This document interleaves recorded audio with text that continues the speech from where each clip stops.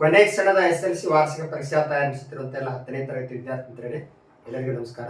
ಒಮ್ಮೆ ತುಂಬಾ ಕಠಿಣ ಪರಿಶ್ರಮದಿಂದ ಮಾಡಿದ ಕೆಲಸ ನೀಡುವ ಪ್ರತಿಫಲಕ್ಕಿಂತ ಕೆಲವು ತಂತ್ರಗಳಿಂದ ಸ್ಮಾರ್ಟ್ ಆಗಿ ವರ್ಕ್ ಮಾಡೋದ್ರಿಂದ ಮಾಡುವಂತ ಕೆಲಸ ನೀಡುವ ಪ್ರತಿಫಲ ಹೆಚ್ಚು ಲಾಭ ಕೊಡ್ತದೆ. ಅಂದ್ರೆ ಎಲ್ಲಾ ಟೈಮ್ನಾಗ ಕಷ್ಟಪಡ್ಬೇಕಂತ ಏನಿಲ್ಲ. ಈಗ ದಿನ ಕಡಿಮೆ ಐತಿ, ನಾಳೆನೆ ನಿಮಗೆ ಏನು SLC ಗಣಿತ ವಾರ್ಷಿಕ ಪರೀಕ್ಷೆ. ಒಂದು ದಿನದಲ್ಲಿ ಕೆಲವೊಂದಷ್ಟು ಟ್ರಿಕ್ಸ್ ಅನ್ನ ಫಾಲೋ ಮಾಡೋ ಮೂಲಕ, ಕೆಲವೊಂದು ಸ್ಕಿಲ್ ಫಾಲೋ ಮಾಡೋ ಮೂಲಕ ನೀವು ಹೇಗೆ ಅಂಕಗಳನ್ನ ಗಳಿಸ್ಬೋದು, ಹೇಗೆ ಜಸ್ಟ್ ಸೇಫ್ ಅಂತ ತಲುಪಬಹುದು ಅನ್ನೋದನ್ನ ಈ ಒಂದು ವಿಡಿಯೋದಲ್ಲಿ ಡಿಸ್ಕಸ್ ಮಾಡ್ತಾ ಹೋಗೋದು. ಸೂತ್ರಮಯ ಈ ಗಣಿತ ಪರೀಕ್ಷೆಯಲ್ಲ ಅಂತ ಈ ವಿಡಿಯೋ ಹೆಸರು. ನಾನು ಜಸ್ಟ್ ನಿಮಗೆ ಹೇಳ್ತಾ ಇಲ್ಲ, ಪ್ರೂಫ್ ಸಮೇತ ಪ್ರತಿ ಪ್ರಶ್ನೆ ಪತ್ರಿಕೆಯಲ್ಲಿ ಕೂಡ ಡೆಫಿನೇಷನ್ಸ್ ಮತ್ತು ಸೂತ್ರಗಳು ಎಷ್ಟಿದೆ ಅನ್ನೋದನ್ನ ನಿಮ್ಮ ಉದಾಹರಣೆ ಸಮೇತ ಹೇಳಿದ್ರೆ ನಿಮ್ಗೆ ನಂಬಿಕೆ ಬರುತ್ತೆ. ಹಾಗಾಗಿ ಜಸ್ಟ್ ಸೂತ್ರ ಡೆಫಿನೇಷನ್ ಇವಿಷ್ಟು ಪರ್ಫೆಕ್ಟ್ ಮಾಡಿ ಒಂದೇ ದಿನದಲ್ಲಿ ಈಸಿಯಾಗಿ ಪಾಸ್ ಕೂಡ ಆಗ್ಬೋದು ಅಂತ ಒಂದು ಟ್ರಿಕ್ಸ್ ಈ ಕ್ವಶನ್ ಪೇಪರ್ ಒಳಗೆ ಐತಿ. ಅಂದ್ರೆ ನೀವು 4 ಮಾಡಲ್ ಕ್ವಶನ್ ಪೇಪರ್ ಅನಾಲಿಸಿಸ್ ಮಾಡಿದ್ರೆ ಇದು ಗೊತ್ತಾಗ್ತದೆ. ಅದಕ್ಕೆ ಕ್ರಿಕೆಟ್ ಒಳಗ ಎದುರಾಳಿ ತಂಡವನ್ನ ತುಂಬಾ ಚೆನ್ನಾಗಿ ವಿಶ್ಲೇಷಣೆ ಮಾಡಿದಾರು, ಅವ್ರಿಗೆ ತಕ್ಕಂತ ಒಂದು ತಂತ್ರವನ್ನು ರೂಪಿಸ್ತಾರೆ. ಈಗ ಒಬ್ಬ ಬ್ಯಾಟ್ಸ್ಮನ್ಗೆ ಆ ಸ್ಪಿನ್ ಬಾಲ್ ಆಡಕ್ ಬರಂಗಿಲ್ಲ ಅಂದ್ರೆ ಏನ್ ಮಾಡ್ತಾರ, ಆ ಬ್ಯಾಟ್ಸ್ಮನ್ ಬಂದಾಗ ಆ ಸ್ಪಿನ್ ಬಾಲರ್ನ ಕರೆಸಿ ಅವನ್ನ ಔಟ್ ಮಾಡಿಸ್ತಾರೆ. ಹಾಗೆ ಟೆಕ್ನಿಕ್ಸ್ ತಂತ್ರಗಳು ಬಹಳ ಇಂಪಾರ್ಟೆಂಟ್. ಈಗ ನಾವು ಎಲ್ಲಾ ಡೆಫಿನೇಷನ್ ಎಲ್ಲಾ ಸೂತ್ರನ ಬೈಪಟ್ ಮಾಡೋದ್ರಿಂದ ಕನಿಷ್ಠ ಅಂಕ ಹೇಗೆ ಗಳಿಸಬಹುದು ಮತ್ತು ಒಂದಿಷ್ಟು 5 ಬಹಳ ಇಂಪಾರ್ಟೆಂಟ್ ಸೂಚನೆ ಪಾಲನೆ ಮಾಡೋದ್ರಿಂದ ನೀವು ಅಂಕ ಜಾಸ್ತಿ ಆಗೋದಕ್ಕೆ ಹೇಗೆ ಹೆಲ್ಪ್ ಆಗುತ್ತೆ ಅನ್ನೋದನ್ನ ಚರ್ಚೆ ಮಾಡ್ತಾ ಹೋಗ್ತೀವಿ. ಮಹತ್ತಮ ಘಾತ ಬಗ್ಗೆ ಒಂದು ಪ್ರಶ್ನೆ ಐತಿ ಮಾಡಲ್ ಕ್ವಶನ್ ಪೇಪರ್ 2 ಒಳಗ. ಅಂದ್ರೆ ಮಹತ್ತಮ ಘಾತ ಈಗಾಗಲೇ ರೇಖಾತ್ಮಕ ಬಹುಪದೋಕ್ತಿ ಮಹತ್ತಮ ಘಾತ 1, ವರ್ಗ ಬಹುಪದೋಕ್ತಿ ಮಹತ್ತಮ ಘಾತ 2, ಘನ ಬಹುಪದೋಕ್ತಿ ಮಹತ್ತಮ ಘಾತ 3 ಈ ತರ ಆಲ್ರೆಡಿ ಬರ್ಸಿದೀವಿ, ಪರ್ಫೆಕ್ಟ್ ಮಾಡಿದ್ರಿ. ಇಲ್ಲಿ ಕೂಡ 1 ಅಂಕ ಗಳಿಸಬಹುದು.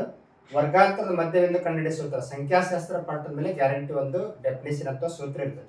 ಇಲ್ಲಿ ಮೇಲ್ಮಿತಿ ಪ್ಲಸ್ ಕೆಳಮಿತಿ ಅಪಾನ್ 2. ಇದು ಈ 2 ಚರಾಕ್ಷರ ರೇಖಾತ್ಮಕ ಸಮೀಕರಣ ಜೋಡಿ ಒಳಗ ಗ್ಯಾರಂಟಿ 2 ಪ್ರಶ್ನೆ ಇರ್ತಾವ. ನಾ ಇಲ್ಲಿ ಒಂದ ಬರ್ದೇನೆ. ಆಕ್ಚುಲಿ 2 ಪ್ರಶ್ನೆ ಕೂಡ ಇದ್ರ ಬೇಸ್ ಮೇಲೆ ಇರ್ತಾವ. ಇವನಪ್ಪ native is not equal to ಇವನಪ್ಪ ಬಿಟ್ಟ ಇದರ ನಕ್ಷೆಗಳು ಛೇದಿಸುತ್ತವೆ, ಎಷ್ಟು ಪರಿಹಾರ ಇರ್ತವೆ, ಅನನ್ಯ ಪರಿಹಾರ ಇರ್ತವೆ. ಈ 3 ಬಾಯ್ಪಟ್ ಮಾಡಿಬಿಟ್ರೆ ಗ್ಯಾರಂಟಿ 1 ಅಥವಾ 2 ಅಂಕ ತಗೋತೀವಿ.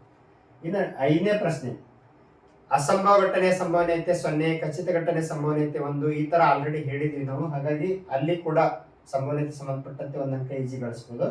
ತ್ರಿಕೋನ ಪ್ರಸ್ತಾವನೆ ಸ್ಟ್ಯಾಂಡರ್ಡ್ ಫಾರ್ಮುಲಾ 3 ಅದಾವು. sin square plus cos square is equal to 1, 1 plus tan square is equal to sec square, 1 plus cot square is equal to cosec square. ಆ ತರದ ಒಂದು ಬಾಯ್ಪಟ್ ಮಾಡಿದ್ರೆ ಈಜಿಯಾಗಿ 1 ಅಂಕ ಗಳಿಸಬಹುದು. ಇನ್ನು ತೇಲ್ಸ್ ಪ್ರಮೇಯ ಐತೆ. ತೇಲ್ಸ್ ಪ್ರಮೇಯ ಆಲ್ರೆಡಿ 4 ಅಂಕಕ್ಕೆ ಬಾಯ್ಪಟ್ ಮಾಡಿರ್ತೀರಿ. ಅಲ್ಲೇ ED upon DB is equal to A upon C ಇದನ್ನ ಬಳಸ್ಕೊಂಡು ಮಾಡುವಂತದ್ದು ಇರ್ತೈತಿ. ಬರೀ ಜಸ್ಟ್ ನೀವು ತೇಲ್ಸ್ ಪ್ರಮೇಯ ಪ್ರಕಾರ ಬರೋದ್ರೂ ಕೂಡ ಅರ್ಧ ಅಂಕ ಬೀಳೋ ಸಾಧ್ಯತೆ ಇರ್ತದೆ. ಇನ್ನು 8ನೇ ಪ್ರಶ್ನೆ ಒಂದು ಘನದ ಘನಫಲ ಸಂಬಂಧಪಟ್ಟಂತ ಪ್ರಶ್ನೆ ಒಂದು 2-3 ಕ್ವಶನ್ ಪೇಪರ್ ಒಳಗೆ ರಿಪೀಟ್ ಆಗೈತಿ. ಹಾಗಾಗಿ ಘನದ ಘನಫಲ A³ L³ ಘನದ ಅಂಚನ್ನ ಕಂಡುಹಿಡಿಬಹುದು.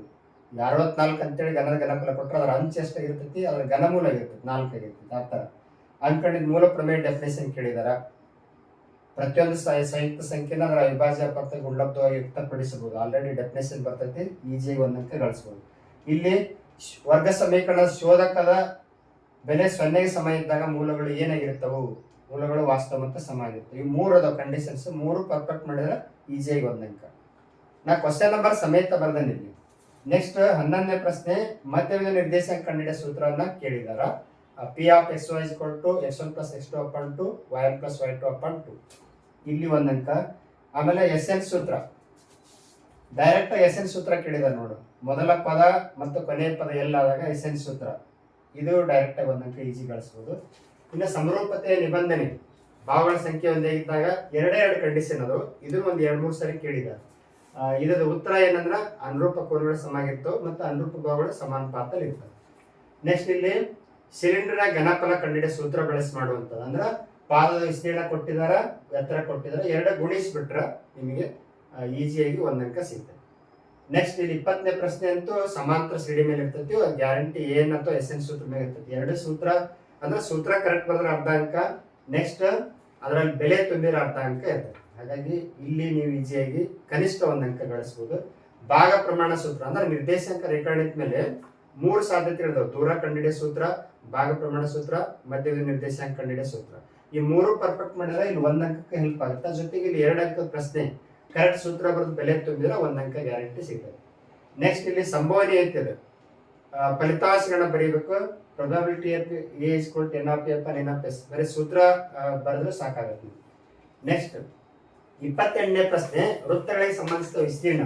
ಅಲ್ಲಿ ತ್ರಿಜ್ಯಾಂತರ ಖಂಡದ ವಿಸ್ತೀರ್ಣ ಕಂಡಿಡಿಯೋ ಸೂತ್ರ ಐತಿ, ಕಂಸದ ಉದ್ದ ಕಂಡಿಡಿಯೋ ಸೂತ್ರ ಐತಿ. ಇದು ಗ್ಯಾರಂಟಿ 3 ಅಂಕದ ಒಂದು ಪ್ರಶ್ನೆ ಕೇಳ್ತಾರೆ. ಹಾಗಾಗಿ ಅಲ್ಲಿ ಕೂಡ ನೀವು 3 ಗಳಿಸದೇ ಇದ್ರೆ ಅಟ್ಲೀಸ್ಟ್ ಸೂತ್ರ ಬರೆದ ಕೋನ ಕೊಟ್ಟಿರ್ತಾರ, ತ್ರಿಜ್ಯ ಕೊಟ್ಟಿರ್ತಾರ, ಸೂತ್ರ ಬರೆದ ಬೆಲೆ ತುಂಬಿದ್ರೆ ಸಾಕು, ಕನಿಷ್ಠ ಅರ್ಧ 1 ಅಂಕ ಅಂತೂ ಗಳಿಸ್ತಾರೆ. ಇನ್ನು ಬಹುಲಕ ಕಂಡಿಡಿಯೋ ಸೂತ್ರ, ಸರಾಸರಿ ಕಂಡಿಡಿಯೋ ಸೂತ್ರ, ಮಧ್ಯಾಂಕ ಕಂಡಿಡಿಯೋ ಸೂತ್ರ, 3 ಅಂಕದ ಒಂದು ಪ್ರಶ್ನೆ ಇಲ್ಲಿ ಅಥವಾ ಪ್ರಶ್ನೆ ಕೇಳೋದ್ರಿಂದ ನೀವು ಬಹುಲಕ ಸೂತ್ರ ಕರೆಕ್ಟಾಗಿ ಬರೀಲೇಬೇಕು. ಕರೆಕ್ಟಾಗಿ ಬರೆದು ಬೆಲೆ ಅಂತೂ ಗೊತ್ತಾಗ್ತದೆ ನಿಮ್ಗೆ, ಎಲ್ಲಿ ಗೊತ್ತಾಗತ್ತೆ, F1 F0 ಎಲ್ಲ ಗೊತ್ತಾಗ್ತಾವೆ. ಸೂತ್ರ ಕರೆಕ್ಟ್ ಬರೆದ್ರೆ ನಿಮಗೆ ಸೂತ್ರದ ಬೆಲೆ ತುಂಬಿರ 1-1.5 ಅಂಕ ಸಿಕ್ಬಿಡ್ತದೆ. ಹಾಗಾಗಿ ಇಲ್ಲಿ 3 ಸೂತ್ರ ಗೊತ್ತಿರ್ಬೇಕು. ಇನ್ನು 30ನೇ ಪ್ರಶ್ನೆ, ಬಹುಪದ ತಾಳೆ ನೋಡುವಂಥದ್ದು. ಅದು ಅಲ್ಲಿ ನೀವು ಅಲ್ಫಾ ಪ್ಲಸ್ ಬೀಟಾ ಇಸ್ಕೊಂಡು minus T by A, alpha into beta ಇಸ್ಕೊಂಡು ಸಿ ಬೈ ಎ, ಅಲ್ಲಿ ಸೂತ್ರ ಹಚ್ಬೋದು. ಸೂತ್ರ ಹಚ್ಚಿ ನೀವು ಶೂನ್ಯತೆಗಳ ಮೊತ್ತ ಒರಿಜಿನಲ್ ಆಗಿ ಕಂಡು ಹಿಡಿದಿತ್ತು ಮತ್ತು ಸೂತ್ರದ ಪ್ರಕಾರ 2 ಸಮ ಬರ್ತಾವೆ, ಅಲ್ಲಿ ಬೇಕಾಗ್ತೈತಿ. ನೆಕ್ಸ್ಟ್ 35ನೇ ಪ್ರಶ್ನೆ, ಸಮಾಂತರ ಶ್ರೇಣಿಗೆ ಸಂಬಂಧಪಟ್ಟದೈತಿ. ಸಮಾಂತರ ಶ್ರೇಣಿ ಇದು ಆಲ್ಮೋಸ್ಟ್ ಅಪ್ಲೈಡ್ ಕೇಳಿರ್ತಾರ, ಆದ್ರೂ ಅಲ್ಲಿ ಕೂಡ ನಿಮಗೆ ಏನ್ ಸೂತ್ರ ಎಸ್ ಎನ್ ಸೂತ್ರ ನೀವು ಸಾಂದರ್ಭಿಕವಾಗಿ ಹಚ್ಚಬೇಕಾಗೈತಿ. ಅಂದ್ರೆ ಅಲ್ಲಿ ಏನ್ ಮಾಡ್ತಾರೆ, 2 ಕಾಲ್ಪನಿಕ ಹೇಳಿಕೆ ಕೊಟ್ಟು ಅದನ್ನ ಸಮೀಕರಣ ಬರ್ಕೊಂಡು ಅದ್ರ ಆದ್ಮೇಲೆ ಎ ಮತ್ತು ಡಿ ಕಂಡುಹಿಡ್ಕೊಂಡು ಆಮೇಲೆ 25 ಪದಗಳ ಮೊತ್ತ ಕಂಡುಹಿಡಿರಿ ಅಥವಾ ಇಷ್ಟನೇ ಪದ ಕಂಡುಹಿಡಿ ಅಂತ ಕೇಳ್ತಾರಲ್ಲ, ಅಲ್ಲಿ ಏನ್ ಮತ್ತು ಎಸ್ ಎನ್ ಸೂತ್ರ ಹೆಲ್ಪ್ ಆಗ್ತದೆ. ಇನ್ನು 38ನೇ ಪ್ರಶ್ನೆ, ಅಲ್ಲಿ ಒಂದು ಜೋಡಿಸಿದ ಘನಾಕೃತಿ ಕೊಟ್ಟಿರ್ತಾರ, ಆ ಜೋಡಿಸಿದ ಘನಾಕೃತಿ ಸಂಬಂಧಪಟ್ಟಂತೆ ವಿಸ್ತೀರ್ಣರ ಕೇಳಿರ್ತಾರ, ಘನಫಲರ ಕೇಳಿರ್ತಾರೆ. ಇವೆರಡ ಸಾಧ್ಯತೆ ಇರುತ್ತೆ. ಅಲ್ಲಿ ವಿಸ್ತೀರ್ಣ ಕೇಳಿದ್ರೆ ಆಲ್ಮೋಸ್ಟ್ ಪಾರ್ಶ್ವದ ವಿಸ್ತೀರ್ಣ ಅಂತಾನೆ ಅರ್ಥ, ಯಾಕಂದ್ರೆ ಒಂದಕ್ಕೊಂದು ಜಾಯಿಂಟ್ ಆಗಿರ್ತಾವೆ. ಈ ಉದಾಹರಣೆಗಲ್ಲೇ ಈ ಚಿತ್ರದಾಗ ಸಿಲಿಂಡರ್ನ ಪಾರ್ಶ್ವದ ವಿಸ್ತೀರ್ಣ, ನೆಕ್ಸ್ಟ್ ಶಂಕುನ ಪಾರ್ಶ್ವದ ವಿಸ್ತೀರ್ಣ, ಅರ್ಧಗೋಳದ ಪಾರ್ಶ್ವದ ವಿಸ್ತೀರ್ಣ ಅಷ್ಟು ಕೂಡಿಸ್ಬಿಟ್ರೆ ನಿಮಗೆ ಆ ಪಾರ್ಶ್ವದ ವಿಸ್ತೀರ್ಣ ಸಿಕ್ಬಿಟ್ಟು ಟೋಟಲ್ ವಿಸ್ತೀರ್ಣ ಸಿಕ್ಬಿಡ್ತದೆ. ಘನಫಲ ಕೇಳಿದ್ರೆ 1/3 πr²h ಇದು ಶಂಕುವಿಂದು, ಇದು ಅರ್ಧಗೋಳದ ಘನಫಲ. ಈ ತರ ನೀವು ಆ ಜೋಡಿಸಿದ ಘನಾಕೃತಿ ಒಳಗ ಯಾವ್ಯಾವ ಇದಾವ ಆಕೃತಿಗಳು ಅದರದ್ದು ವಕ್ರಮೇಲ ವಿಸ್ತೀರ್ಣ ಬರೆದ್ಬಿಡೋದು ಸೂತ್ರ. ಒಂದ್ ವೇಳೆ ಘನಫಲ ಕೇಳಿದ್ರೆ ಆ ಜೋಡಿಸಿದ ಘನಾಕೃತಿಗಳು ಯಾವ್ಯಾವ ಆಕೃತಿ ಅದು ಅವುಗಳ ಘನಫಲ ಸೂತ್ರ ಬರೀಬೇಕು. ಅಂದ್ರೆ ನೀವು 5ಕ್ಕೆ 5 ಅಂಕ ತಗೊಳ್ಳಿಲ್ಲ ಅಂದ್ರೆ ಅಟ್ಲೀಸ್ಟ್ ಈ ಆಕೃತಿಯ ಒಟ್ಟು ಮೇಲ್ಮೈ ವಿಸ್ತೀರ್ಣ ಇಸ್ಕ್ವಲ್ ಟು ಸಿಲಿಂಡರ್ನ ವಕ್ರಮೇಲ ವಿಸ್ತೀರ್ಣ ಪ್ಲಸ್ ಶಂಕುನ ವಕ್ರಮೇಲ ವಿಸ್ತೀರ್ಣ ಪ್ಲಸ್ ಅರ್ಧಗೋಳದ ವಕ್ರಮೇಲ ವಿಸ್ತೀರ್ಣ ಅಂತ ಬರೆದು ಈ ಸೂತ್ರ ಬರೆದ್ರೆ ಅಟ್ಲೀಸ್ಟ್ ಅರ್ಧ 1 ಅಂಕ ಆದ್ರೆ ಸಿಗ್ತಾವೆ. ನಂತರ ಏನ್ ಫಾಲೋ ಮಾಡ್ಬೇಕಂದ್ರೆ ಎಲ್ಲಾ ಸೂತ್ರ ಎಲ್ಲಾ ವ್ಯಾಖ್ಯೆಗಳನ್ನ ಬೈಪಟ್ ಮಾಡಿ ಕುತ್ಕೊಂಡು ಎಲ್ಲಾ ಸೂತ್ರ ಎಲ್ಲಾ ವ್ಯಾಖ್ಯೆ ಬೈಪಟ್ ಮಾಡಿ. ಭಾಳ ಎಲ್ಲ ಆಲ್ರೆಡಿ ಕ್ಲಾಸ್ ರೂಮ್ನಾಗ ಕಲ್ತಿರ್ತೀರಿ, ಒಂದ್ಸರಿ ಬರೆದಿರ್ತೀರಿ, ಇನ್ನೊಂದ್ಸರಿ ಬರೆದು ಪರ್ಫೆಕ್ಟ್ ಮಾಡಿದ್ರೆ ನಿಮಗೆ ಬಹಳಷ್ಟು ಹೆಲ್ಪ್ ಆಗ್ತೈತಿ. ಇನ್ನು ಎಲ್ಲಾ ಪ್ರಶ್ನೆಗಳಿಗೆ ಉತ್ತರಿಸ್ಬೇಕು. ನೀವು ಲಿಮಿಟೆಡ್ ಪ್ರಶ್ನೆ ಅಷ್ಟ ಉತ್ತರಿಸೋದಂತ ಅನ್ಕೋಬಾರ್ದು. 38 ಪ್ರಶ್ನೆನೂ ಬರೀಬೇಕು.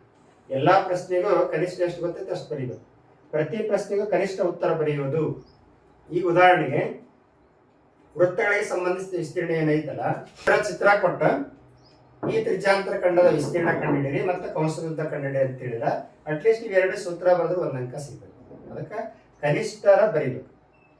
ಈ ಉದಾಹರಣೆಗೆ 5 ಅಂಕದ ಪ್ರಶ್ನೆಗೆ ಹೇಳಿದ್ ನಾನು, 5 ಅಂಕದ ಪ್ರಶ್ನೆ ಬಿಡಿಸೋದು ಬೇಡ, ಅಟ್ಲೀಸ್ಟ್ ಸೂತ್ರ ಬರೆದು ಬೆಲೆ ತುಂಬ್ರಿ ಅಂತ ಹೇಳ್ತೇವೆ. ಕನಿಷ್ಠ ಉತ್ತರ ಬರೋದು, ಪ್ರತಿ ಪ್ರಶ್ನೆಗೂ ಕನಿಷ್ಠ ಉತ್ತರವನ್ನು ಬರೀಬೇಕು.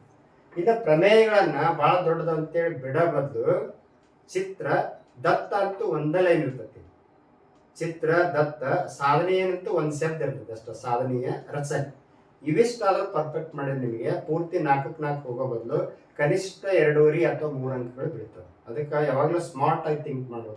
Something is better than nothing. ಪೂರ್ತಿ ಬಿಡೋದಕ್ಕಿಂತ ಏನಾದ್ರು ಸ್ವಲ್ಪ ಬರೆಯೋದು ಬಹಳ ಒಳ್ಳೆಯದು. ಅದಕ್ಕೆ ಪ್ರಮೇಯ ಪೂರ್ತಿ ಬಿಡೋದಕ್ಕಿಂತ ಒಂದೊಂದು ಸ್ಟೆಪ್. ಈಗ ತೇಲ್ಸ್ ಪ್ರಮೇಯ, ತ್ರಿಭುಜ ABCಲಿ ಡಿ ಸಮಾಂತರ BC ದತ್ತ. ಸಾಧನೀಯ AD D B square AF C. Next ರಚನೆ, ಅಲ್ಲಿ EN perpendicular to AB, DM perpendicular to AC ಎಳೆದಿದೆ. ಆಮೇಲೆ DE ಮತ್ತು BCಗಳನ್ನು ಸೇರಿಸಿ. ಎಷ್ಟು ಸಿಂಪಲ್ ಆಗಿ ಒಂದೊಂದು ಲೈನಿಗೂ ಬಾಯ್ಪಾಟ್ ಮಾಡ್ಬೋದು. ಅಷ್ಟಾದ್ರೂ ಮಾಡಿ. ಯಾಕಂದ್ರೆ 7 ಅಂಕ ಐತಿ ಪ್ರಮೇಯಕ್ಕೆ, ನೀವು ಬಿಟ್ರೆ ಪೂರ್ತಿ 7ಕ್ಕೆ ಇಡ್ ಹೋಗ್ತಾವೆ. ಅಟ್ಲೀಸ್ಟ್ ನೀವು ರಚನೆ, ಸಾಧನೀಯ, ರಚನೆ, ದತ್ತ ಅಷ್ಟು ಬರೆದ್ರೆ ಕನಿಷ್ಠ 2.5 ಅದರ 1-2 4-5 ಮಾರ್ಕ್ಸ್ ಎಲ್ಲ ಸಿಗ್ತವೆ. ನೆಕ್ಸ್ಟ್ ಅನ್ವಯಿಕ ಸಮಸ್ಯೆಗಳು ಕೂಡ ಸೂತ್ರ ಬರೆಯೋದು.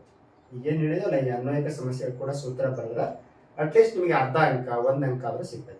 ಇವಿಷ್ಟು ತಂತ್ರಗಳನ್ನ ಫಾಲೋ ಮಾಡಿ ಎಲ್ಲಾ ಡೆಫಿನೇಷನ್ ಎಲ್ಲಾ ಸೂತ್ರ ಬೈಪಾಟ್ ಮಾಡೋ ಮೂಲಕ ಎಲ್ಲಾ ಪ್ರಶ್ನೆ ಉತ್ತರಿಸೋ ಮೂಲಕ ಡೆಫಿನೆಟ್ ಆಗಿ ನೀವು ಬರೀ ಡೆಫಿನೇಷನ್ ಸೂತ್ರದ ಮೇಲೆನೆ ನೀವು 13 ಕನಿಷ್ಠ ಅಂಕ ತಗೋಬಹುದು. ಯಾಕಂದ್ರೆ ಈಗ ಎಷ್ಟದ ನೋಡ್ರಿ, 1 2 3 4 5 6 7 8 9 10 11 12 13 14 15 16 17 18 19 20 21 22 22 ಹೇಳಿದೀವಿ ನಾವು.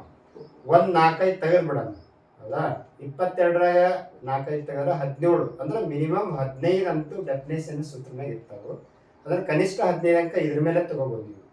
ಪಾಸ್ ಆಗಕ್ಕೆ 13 ಬೇಕು, ಇದ್ರಾಗ 15 ಬಂದ್ಬಿಟ್ಟು ನೀವು ಏನು ಲೆಕ್ಕ ಬಿಡಿಸೋಕೆ ಮುಂದೆ ಇಷ್ಟ ಆಗುತ್ತೆ. ಅದಕ್ಕೆ ಗಣಿತ ಸೂತ್ರಮಯ, ಗಣಿತ ಪರೀಕ್ಷೆ ಸೂತ್ರಮಯ ಅಂತ ಯಾಕಂತ ಅಂದ್ರೆ ಸೂತ್ರ ಡೆಫಿನೇಷನ್ ಇಲ್ಲ, ಗಣಿತ ಪರೀಕ್ಷೆ ಇಲ್ಲ. ಅದಕ್ಕೆ ಆಧಾರ ಸ್ತಂಭ, ಪ್ರತಿ ಲೆಕ್ಕ ಮಾಡಬೇಕಾದ್ರೆ ಸೂತ್ರ ಅನ್ನೋದು ಆಧಾರ ಸ್ತಂಭ. ಸೂತ್ರನ ಈಗ ಹೆಂಗೆ ಒಂದು ಸೆರಟಿನ ಗುಂಡಿ ತಪ್ಪು ಹಾಕೊಂಡು ಎಲ್ಲ ತಪ್ಪಾಗ್ತಾವೆ, ನೀವು ಸೂತ್ರನ ತಪ್ಪು ಅಂದ್ಬಿಟ್ರೆ ಮುಂದೆಲ್ಲ ತಪ್ಪಾಗ್ತದೆ. ನೀವು ಮುಂದೆ ಲೆಕ್ಕ ತಪ್ಪು ಮಾಡಿದ್ರು ಕೂಡ ಸೂತ್ರ ಕರೆಕ್ಟ್ ಇದ್ರೆ ಅಟ್ಲೀಸ್ಟ್ ಅಲ್ಲಿವರೆಗೆ ಆದರೂ ಕರೆಕ್ಟ್ ಅಂಕಗಳು ಬೀಳ್ತವೆ. ಅದಕ್ಕೆ ಇದನ್ನ ಗಮನದಲ್ಲಿ ಇಟ್ಕೊಂಡು ಸೂತ್ರ ಡೆಫಿನೇಷನ್ ಪರ್ಫೆಕ್ಟ್ ಮಾಡ್ರಿ, ಎಲ್ಲರೂ ಒಳ್ಳೆ ಅಂಕ ಗಳಿಸ್ರಿ. ಯಾಕಂದ್ರೆ SLC ಜಸ್ಟ್ ಪಾಸ್ ಆದವರು ಮುಂದೆ ದೊಡ್ಡ ದೊಡ್ಡ ಅಧಿಕಾರಿಗಳಾಗಿದ್ದಾರೆ, IAS KS ಅಧಿಕಾರಿಗಳಾಗಿದ್ದಾರೆ. ಜಸ್ಟ್ ಗಣಿತ ನೆಗ್ಲೆಕ್ಟ್ ಮಾಡಿ ಫೇಲ್ ಆಗಿ ಅಂತಂತ ಪ್ರತಿಭಾವಂತ ವಿದ್ಯಾರ್ಥಿಗಳು ಕೆಲಸ ಮಾಡ್ತಾ ಜೀವನ ಸಾಗಿಸ್ತಿದ್ದಾರೆ. ಅದಕ್ಕೆ ಈ ಅಲಕ್ಷ್ಯ ಮಾಡಕ್ಕೆ ಹೋಗ್ಬಿಟ್ರಿ, ಒಳ್ಳೆ ರೀತಿಯಿಂದ ಡೆಫಿನೇಷನ್ ಸೂತ್ರ ಬೈಪಟ್ ಮಾಡಿ ನಾಳಿನ ಪರೀಕ್ಷೆಯಲ್ಲಿ ಅತ್ಯುತ್ತಮವಾಗಿ ಬರೆದು ಒಳ್ಳೆಯ ಅಂಕ ಗಳಿಸ್ರಿ ಅಂತ ಹೇಳ್ತಾ ಈ ಒಂದು ವಿಡಿಯೋ ಮುಗಿಸ್ತಾ ಇದೀವಿ. ಧನ್ಯವಾದಗಳು.